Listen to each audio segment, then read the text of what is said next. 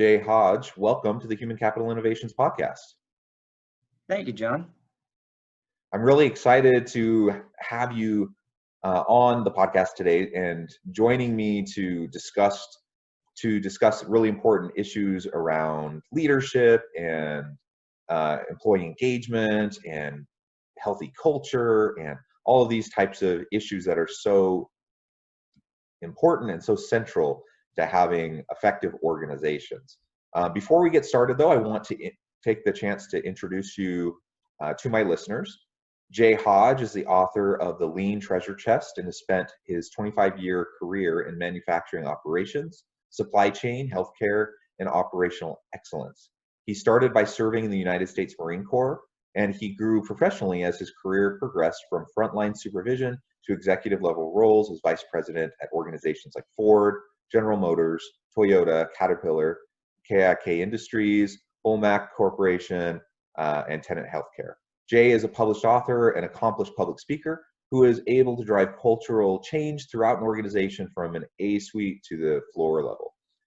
His experiences range from the implementation of effective management systems, strategy development and deployment, leadership development, focused on areas of improvement in operations and the facilitation of problem solving.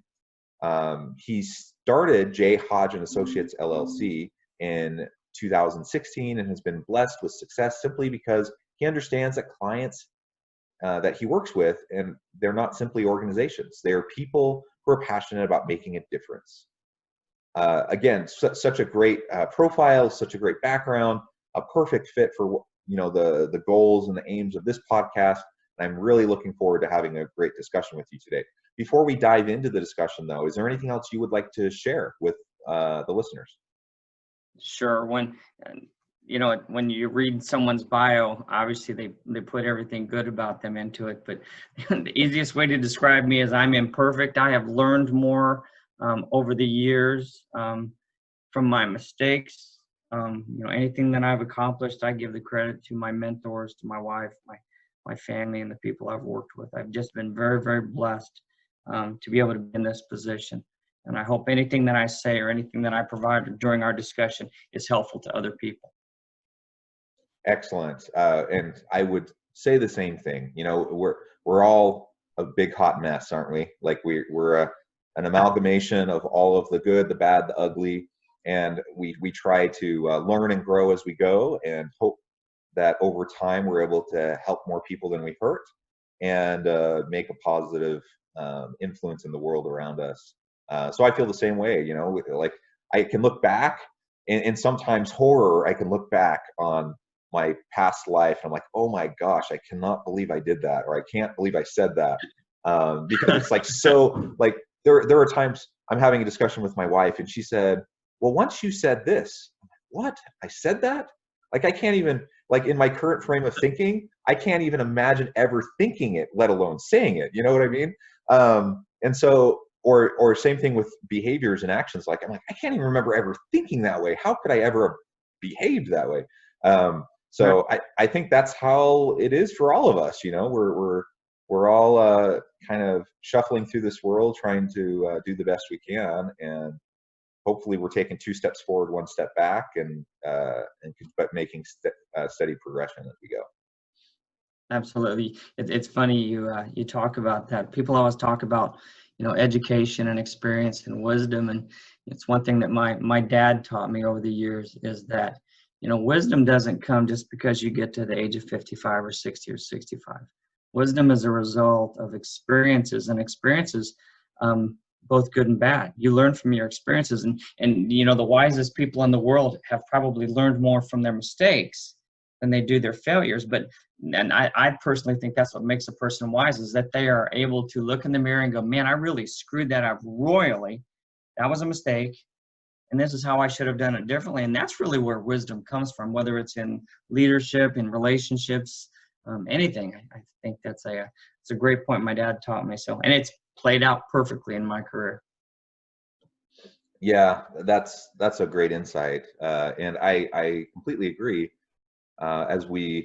It's hard to look inward and to really acknowledge our errors and our mistakes.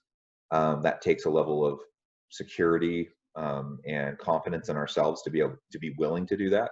It's quite easy to look at others and point out their mistakes, and we can learn from that. But some of the deepest growth that really can occur is when we're really introspective and we're really willing to hold that mirror up, like you said, and just take a deep, long look, and then make course corrections and hopefully improve. So none of us are immune from it. So it's the big lifelong goal for steady improvement. Well, Jay, oh, go ahead. No, go ahead. Oh, I was just going to ask, as we're launching off the discussion today, what really drives you? What's your passion, and why did you start your company? You have a long, diverse career. What got you to where you're at now? What really got to me where I am now is the fact that I think I was like so many young leaders coming up, looking for direction and looking for mentors.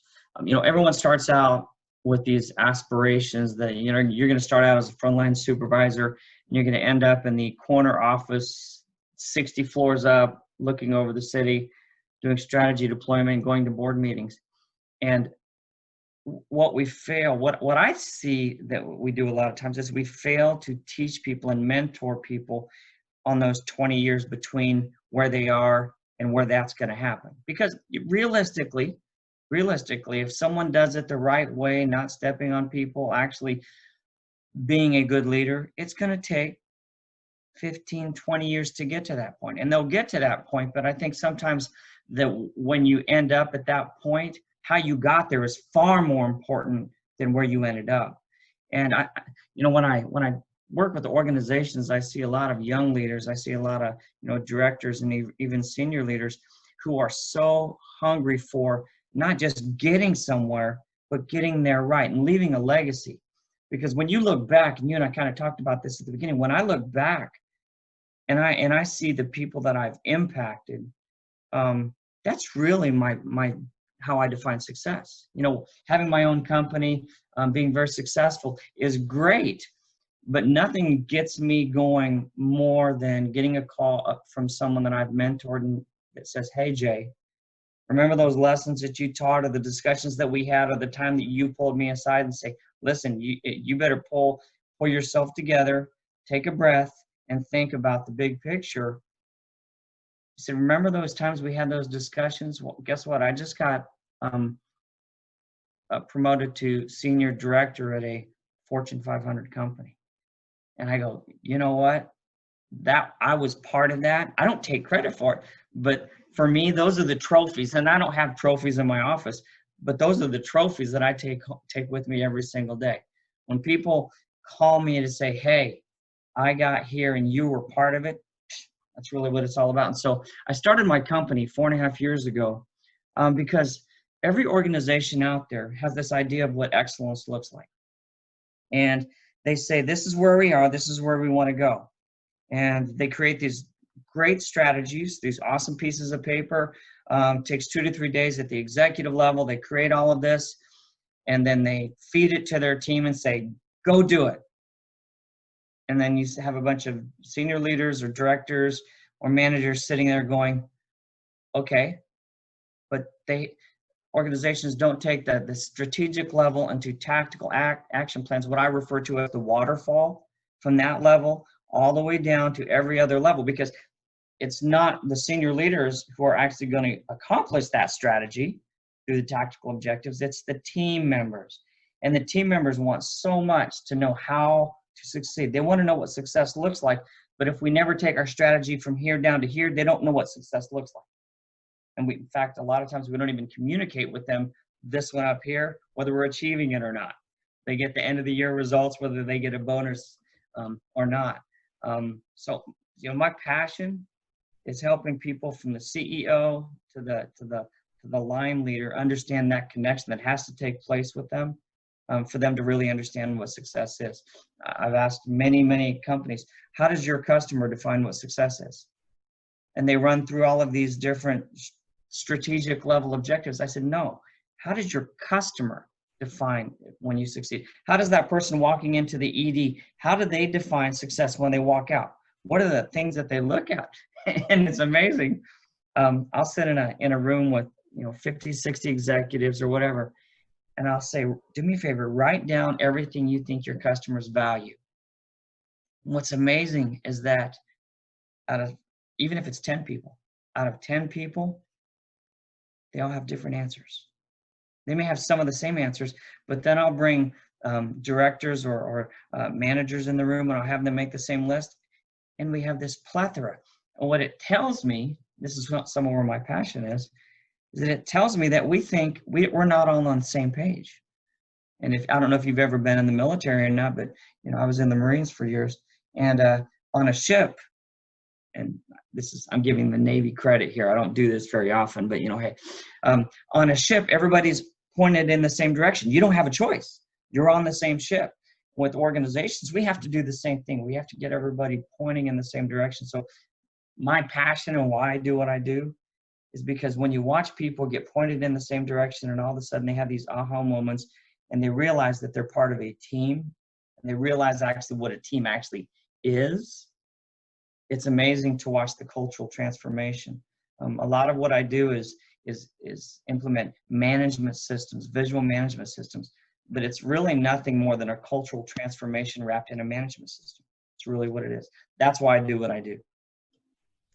That's awesome. And as you were describing strategic, well, you mentioned several really important things there, but as you were describing strategic management and creating strategic plans, it just reminded me how often organizations really fail quite remarkably in terms of how they carry out their strategic plans. I'm a big believer in strategic planning, but in and of itself, is just an exercise, just so you have something on paper, doesn't really do much other than it's a healthy exercise.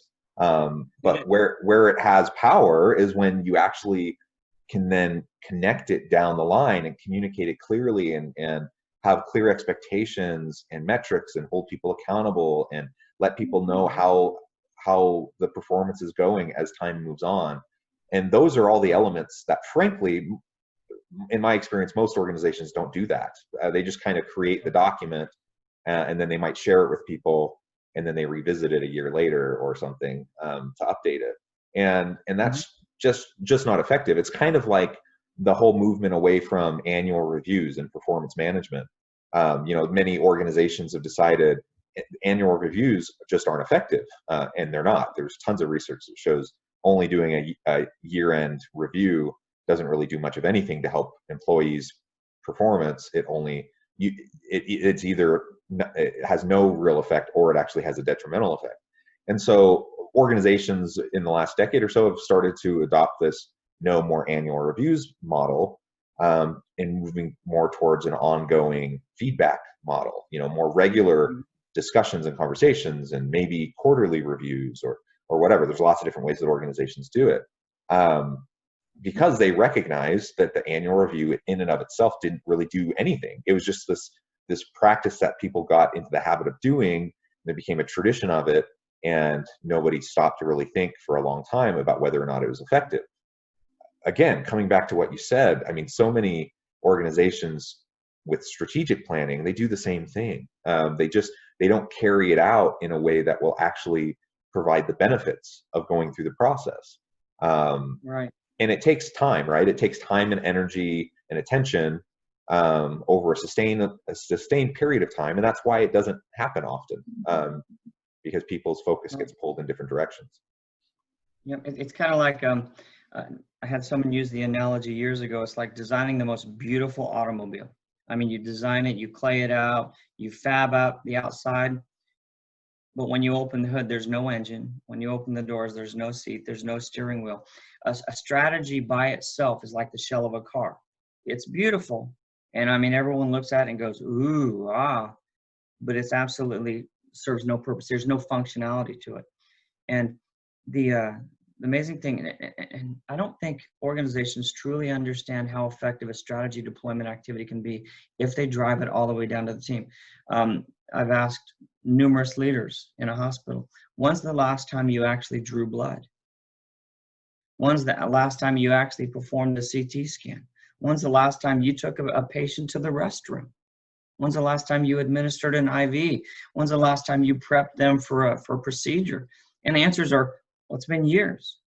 I'm like, when you talk about your strategy deployment, it's just a document. But when you talk about what you're truly trying to accomplish, it happens at the patient level, or it happens at the customer level for an auto manufacturer. It happens where your product or your service is actually being interfaced with the customer. And so if you never drive your strategy to that point, your strategy isn't a strategy. It's literally just a piece of paper. So. That's absolutely right. Absolutely. So translating, a leader's vision to tactical practice down the line can be really tough. That's what we've been talking about. There's lots of things about leadership that's really difficult. What would you say to leaders is the most important thing as a leader? What's the most important thing to pass on to future leaders? Humility. And I can say this since I've been from frontline supervisor to vice president. As we move up, what ends up happening is we lose, the farther up we move, the more we lose as far as the understanding of the day-to-day interaction. Great example, I took a director in a hospital. I said, okay, you're the director of this department. You know everything, right? And this was a person who was struggling with humility and with understanding that they didn't know everything. I said, okay, we're going to take you and we're going to put you in one of the most basic tasks in this department.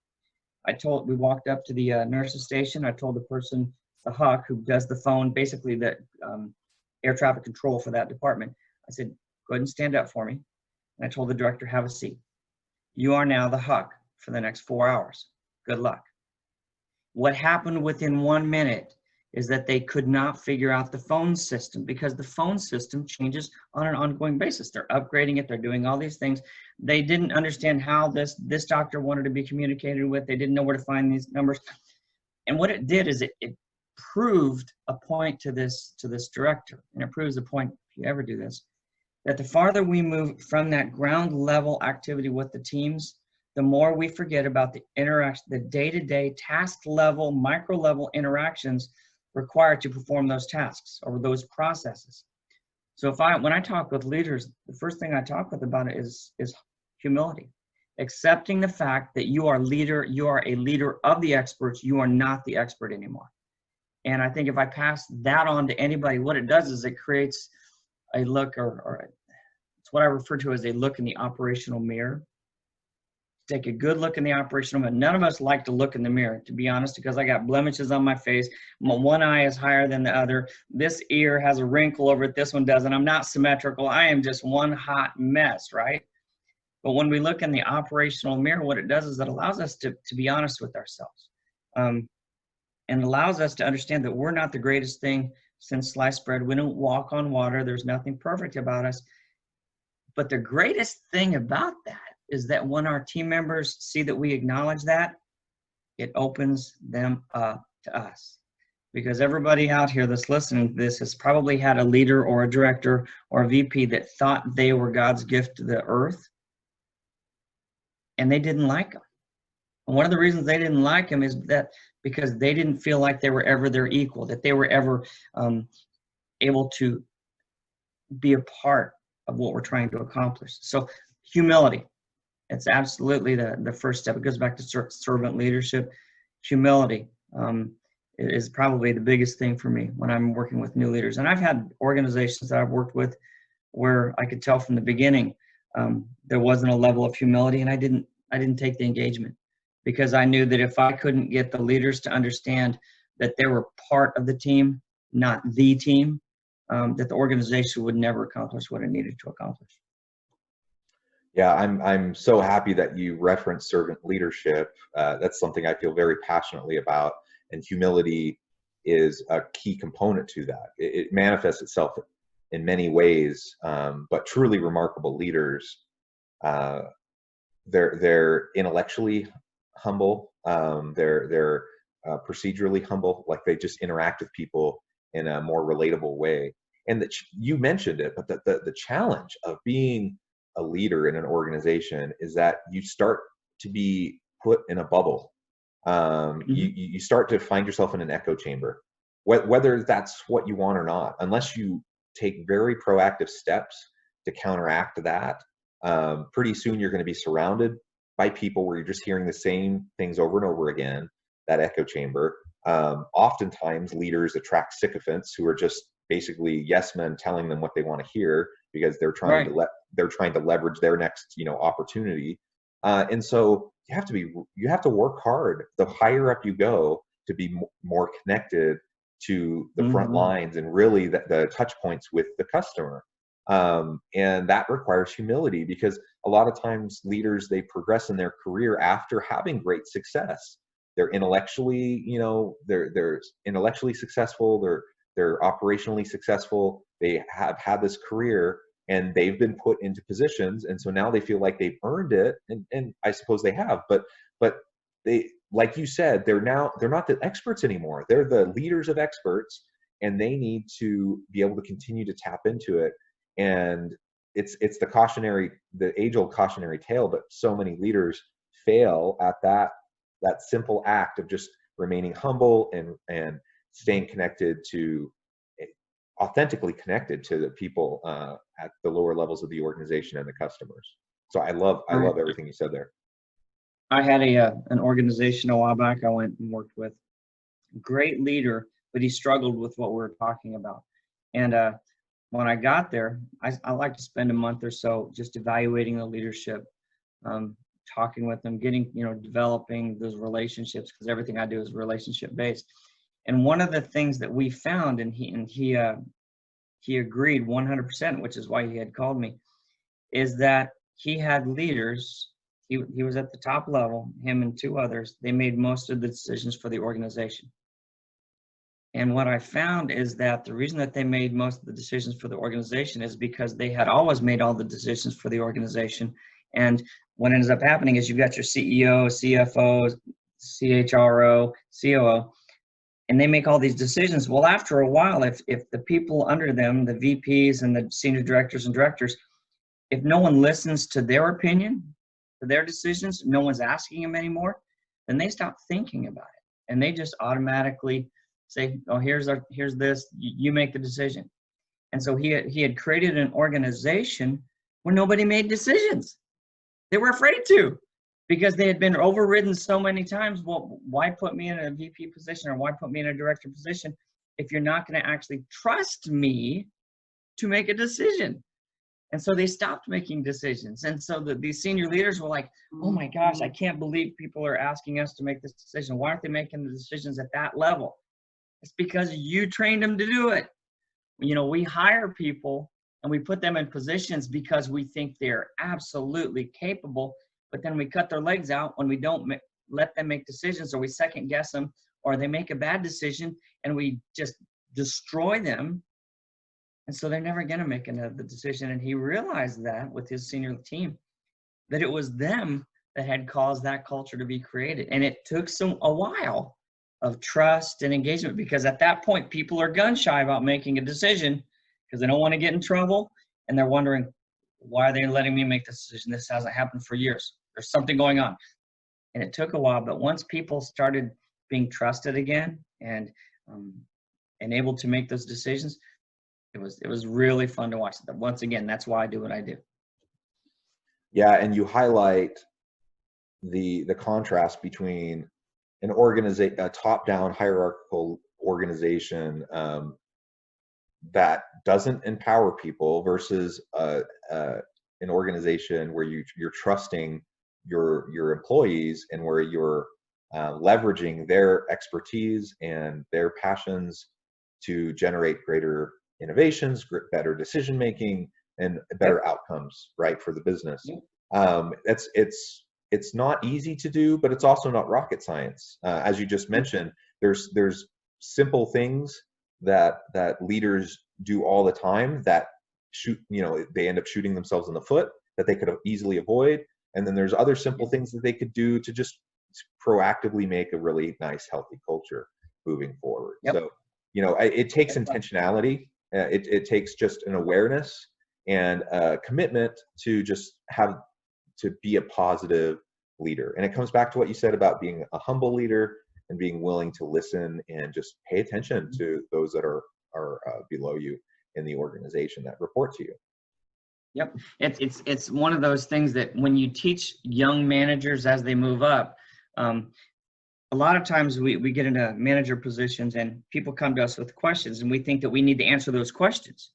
I mean, that's our job. It's our job to answer those questions. But what we do is we create that environment where people are always coming to us, asking a question, waiting, what do you think we should do? And I teach very young supervisors and managers, in fact, I teach everybody this, that when someone comes to you, one of your team comes to you with a question, it may take a little longer than just saying, do this, but ask them, what do you think? And when they give you the answer, why do you think that? And walk them through the decision-making process. And what we end up doing at almost every level in an organization is creating an organization where people are thinking about how to make the correct decisions and why to make the correct decision. And all of a sudden, instead of being bombarded 30 times a day with people sticking their head in our office and saying, hey, I'm getting ready to do this. You okay with that? We've created a group of people that are capable of making good decisions from the beginning, instead of just giving them the, yep, do this, yep, do that, or don't do that. Yeah, absolutely. Well, Jay, this has been a real honor to have the opportunity to talk with you. It's been a fun discussion. We're about out of time, but I want to give you a moment to share with the listeners how they can get in contact with you, how they can find out more about you. Sure, absolutely.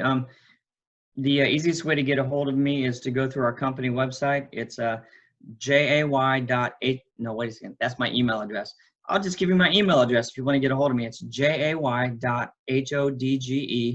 at the letter J and then hodgeassoc.com. And our website is hodgeassoc.com. So pretty simple. And the website talks, it's got a bunch of different tabs, pages, testimonials, references. You can buy the book.